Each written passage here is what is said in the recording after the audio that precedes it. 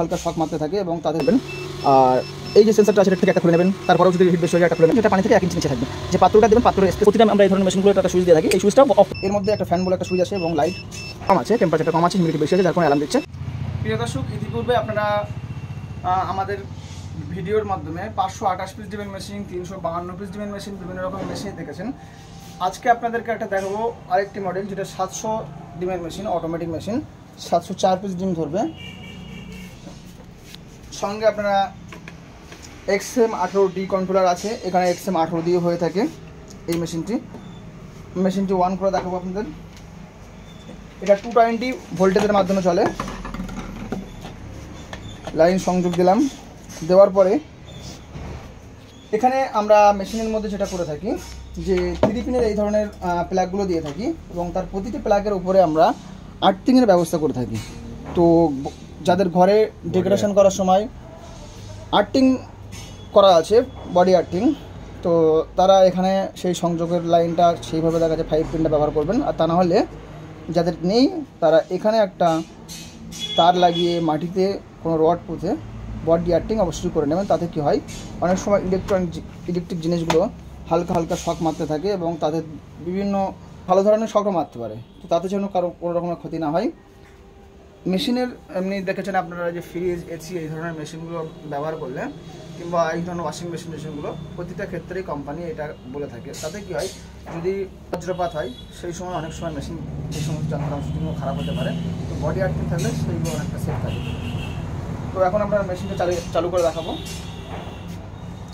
মেশিনটার একটা এনসিবি যেটা মেন হিসেবে কাজ করবে, এরকম একটা সুইচ থাকবে। এটা তুলে দেওয়াই মেশিনটা অন হয়ে গেল। এর মধ্যে একটা ফ্যান বলে একটা সুইচ আছে এবং লাইট। এই লাইট যে সুইচটা আছে সেটা ভিতরে একটি এলইডি লাইট কিংবা একটা ল্যাম্প দিয়ে মেশিনটাকে বন্ধ রেখে সেই অবস্থায় ডিম বসালাম কিংবা ডিম চেক করলাম, সেই অবস্থায় যদি প্রয়োজন হয় তাহলে এই সুইচটা চালালে চলবে। এবং নিচে একটা ফ্যান আছে, সেই ফ্যানটা অটোমেটিক আমরা চালিয়ে থাকি, যাতে মেশিনের মধ্যে যে আর্দ্রতা কিংবা টেম্পারেচারটা সবসময় সব জায়গায় বিরাজ করে, তার জন্য আমরা এই সুইচ ফ্যানটা অটোমেটিক দিয়ে থাকি। এটাকে চাইলে আপনারা মাঝে মধ্যে একটু অফ করবেন, তাছাড়াও কন্টিনিউ এটা চলবে। এখন আমরা খুলে দেখাবো হ্যাচিংটা এবং টার্নিংটা। এখানে দেখছেন যে ভিতরে এই র্যাক আছে, জিআই এগুলো গ্যালভানাইজের অ্যাঙ্গেলের উপরে আমরা এই মেশিনগুলো করে থাকি। ভিতরে অ্যালুমিনিয়াম সিট থাকে এবং মেশিনের বডিটা আমরা 4 লেয়ারের উপরে করে থাকি। বাইরে সানমাইকা, তারপরে প্লাইবোর্ড 1 ইঞ্চি, ভিতরে থার্মোকল, তারপরে অ্যালুমিনিয়াম সিট। তো এইভাবে মেশিনের মধ্যে আমরা এই যে লাইটটা দিয়েছি, এটা এইভাবে অন করলে এটা চলবে। আর হিউমিডিটি সেন্সার যেটা আছে এটা সবসময় উপরেই থাকবে, আপনারা যখন ব্যবহার করবেন এইভাবে রাখবেন। আর এই যে সেন্সারটা আছে এটা টেম্পারেচার সেন্সার, এটা সবসময় মিডিলে রাখবেন। ডিমের যে ট্রে থাকবে, যেমন এই ধরনের যে ট্রেগুলো থাকে, এই ট্রেগুলো এখানে সাজানোর পরে আপনারা তার মিডিলে রাখবেন। যেমনটা দেখছেন এখানে একটা মেশিনে আমরা হিউমিডিটি সেন্সারটা উপরে রাখলেও টেম্পারেচার সেন্সারটা ডিমের কিছুটা নিচে রেখেছি। আমাদের কাছে আপনারা ইনকিউবেটর মেশিন ছাড়াও হ্যাচিং উপযোগী যে ডিমগুলো হয়, বেজ ডিম, এগুলো আপনারা আমাদের কাছ থেকে পাবেন। আমরা ইনকিউবেটর মেশিন দেশের যে কোনো প্রান্তে কুরিয়ারের মাধ্যমে ডেলিভারি করে থাকি, ক্যাশ অন ডেলিভারিতে। এই যে ল্যাম্পের লাইনগুলো দেওয়া হয়েছে, এগুলো 60 ওয়াট কিংবা 100 ওয়াট, সেটা ওয়েদার ভিত্তিক দেওয়া হয়। শীতের সময় হলে 100 ওয়াট দিয়ে থাকি, গরমের সময় 60 ওয়াট দিয়ে থাকি। তো এই ল্যাম্পগুলো লাগানোর পরে যদি এরকম হয় যে টেম্পারেচার হাই হয়ে যাচ্ছে এবং ওভারহিটের ফ্যানটা চলছে, তাহলে ল্যাম্প আপনারা ওপর থেকে একটা খুলে নেবেন। তারপরেও যদি হিট বেশি হয়ে যায় একটা খুলে নেবেন নিচে থেকে। কম ওয়াটের মধ্যে গরমের সময় এত ওয়াট লাগে না।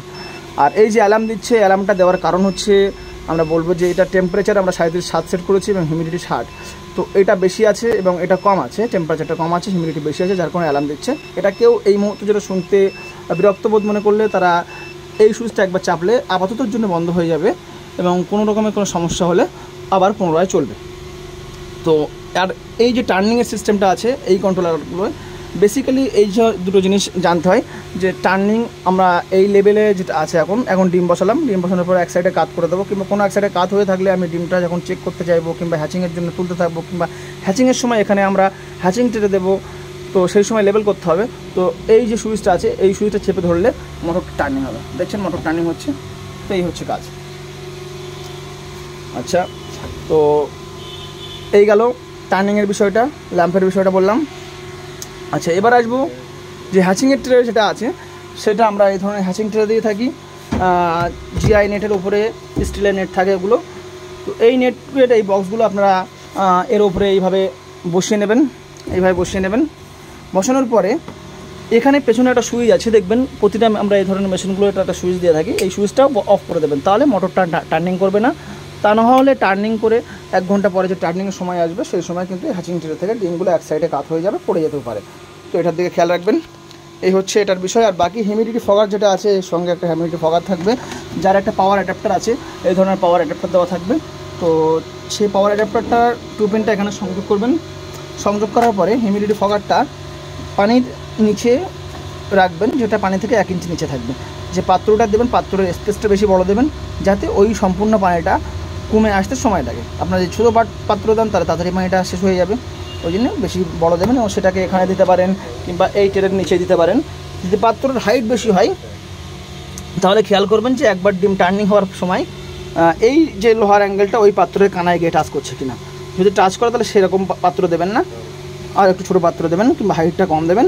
আর পানির পাত্রে যখনই এটা করবেন, এটা দেখেন এখান থেকে এইভাবে সংযোগ দেওয়া হয়, দেওয়ার পরে ওটা ওখানে লাগানো হয়। তো আমি যেটা বলছি যে যদি পানির পাত্র এই জিনিসটা বসানোর পরে এখান থেকে হালকা হালকা ধোঁয়া উঠবে, ধোঁয়া ছাড়াও পানি ছিটিয়ে বাইরে আসতে পারে পাত্র থেকে।